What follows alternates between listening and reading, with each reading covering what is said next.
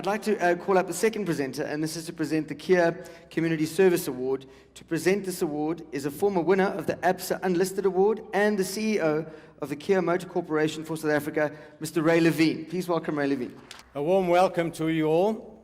Not having been here for the last 2 years due to overseas commitments, I'd like to warmly thank Clive Blechman for standing in for me. As Kia is totally committed to the upliftment of South Africans of all races, genders and religions, it gives me really a great pleasure to be able to be part of the Jewish Achievers ceremony by having an award named after our company. We at Kia Motors take great pride in supporting and uplifting the community through the various endeavors we work with. As we all know, that the business climate in South Africa is quite challenging. So for the time being, it does not allow us to be as charitable as we'd like to. Nevertheless, we will continue to support worthy causes that help to uplift those in dire need. We look forward to a prosperous South African nation that helps to build a society through integrity, education, social upliftment, and ultimately a better life for us all. To the winner, Kia always gives the power to surprise, and it gives our organization great pleasure for you to be the third recipient of the Community Service Award. And now we'll open the envelope.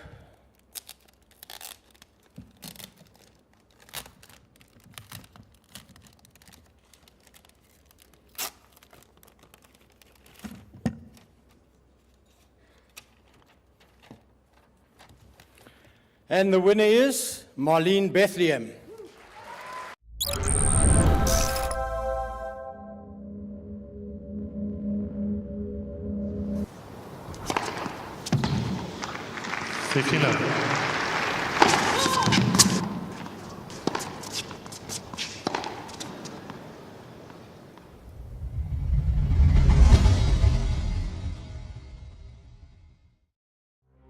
From the earliest age I can remember, which is 4, all I ever wanted to do was play tennis.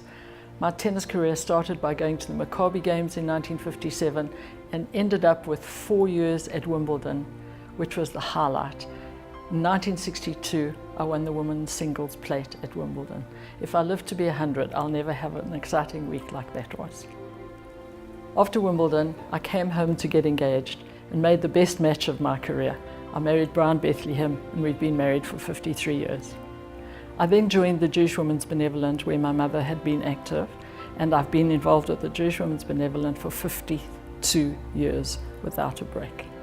From there, I became the chair and the president. I then went to the Jewish Family Community Council.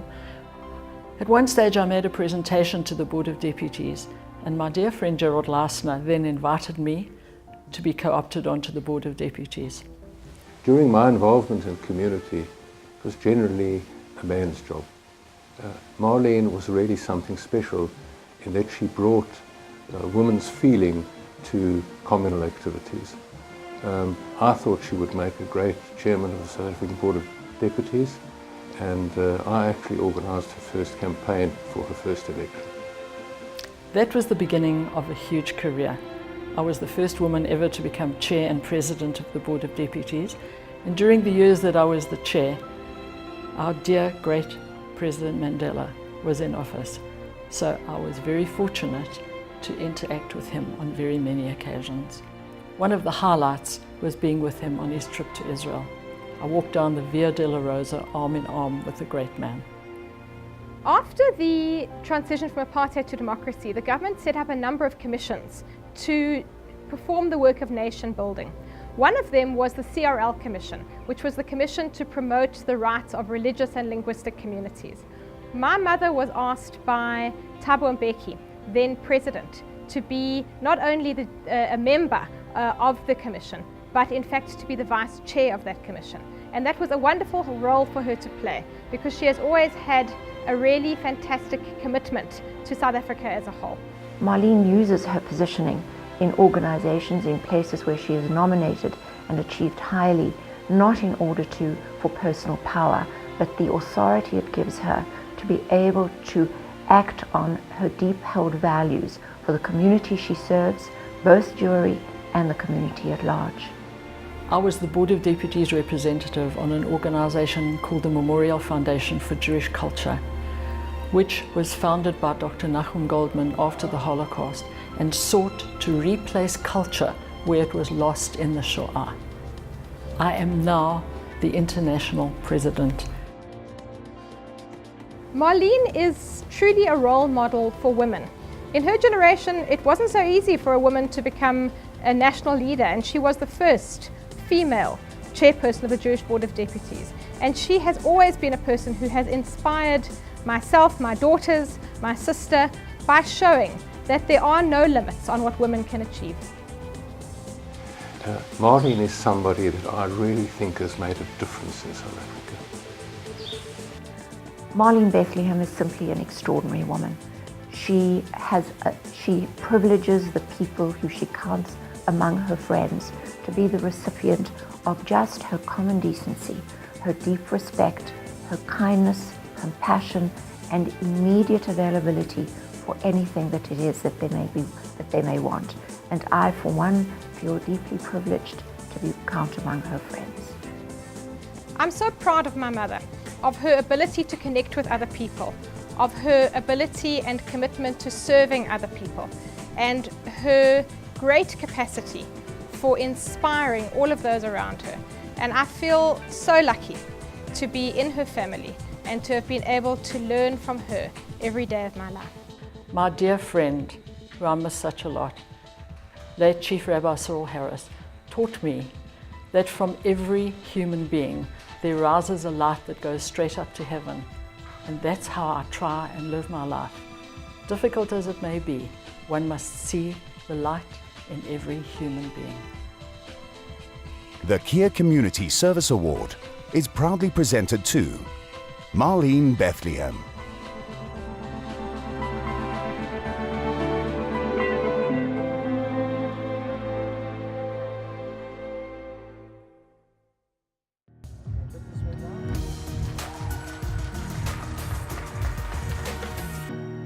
I'm deeply humbled and honored to be recognized by the Jewish Report and the Kia Motor Company for this prestigious community award.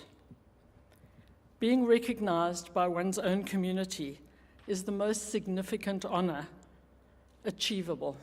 As stated in the Talmud, Shabbat 1458, which says, in one's own town, it's one's name that counts.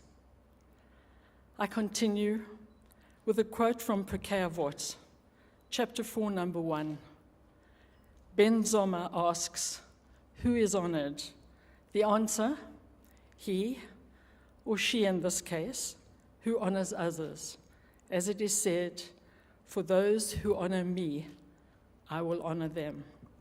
It is therefore a great privilege to honor the management of the Jewish Report and the Kia Motor Corporation for this wonderful award. I also honor my astounding family. My husband, Brian, who has supported me for 53 years. My friends, not many husbands would allow their wives the limelight, although I suppose Bill Clinton might have something to say about that. My children, Louise, and Louise, I'm so grateful that you are here from Israel this evening with me. Lael, who you heard earlier, and Keith, unfortunately, who's not with me, as well as my daughters-in-law, grandchildren, and my brother Errol. And I thank them all for their love and their support. I also thank all the organizations who have allowed me to serve, as well as the ones that I still serve. The South African Jewish Board of Deputies, the Jewish Women's Benevolent, the Johannesburg Holocaust and Genocide Center, the Rabbi Harris Community Center, and the Memorial Foundation for Jewish Culture, which is based in New York. Being part of these organizations and many others have enriched my life. Many varied privileges flowed from the well streams of commitment and endeavor. I've had the pleasure of interacting with Jewish communities all around the world, including Jerusalem, Istanbul, Moscow, Warsaw, Montevideo, Mexico, Montreal, Ottawa, and New York. But home's best. And the highlight of my political career was being with late Chief Rabbi Cyril Harris of blessed memory at the TRC faith hearings in East London, when he apologized on behalf of the Jewish community for our silence during apartheid. His dissertation was so outstanding, and it will remain as one of the highlights of the faith hearings. My friends, as you saw earlier, tennis was my racket. So I hope that some of my services were aces and there were not too many double faults.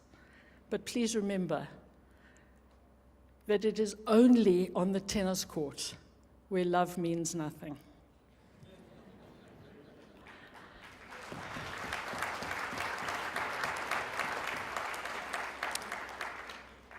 I was at a function a couple of weeks ago where Chief Rabbi spoke and quoted Pirkei Avot. And I conclude again with words from Pirkei Avot. Chapter 4, number 21. Rabbi Tarfon taught the following. Lo alecha hamlecha ligmor, v'lo ata ben churim lehibatel mimena. It is not your duty to complete the task, but neither are you free to desist from starting it. With these words in mind, I hope to continue my work for many years to come. Ingia bonga kula, toda rabah. Thank you. My cup runneth over.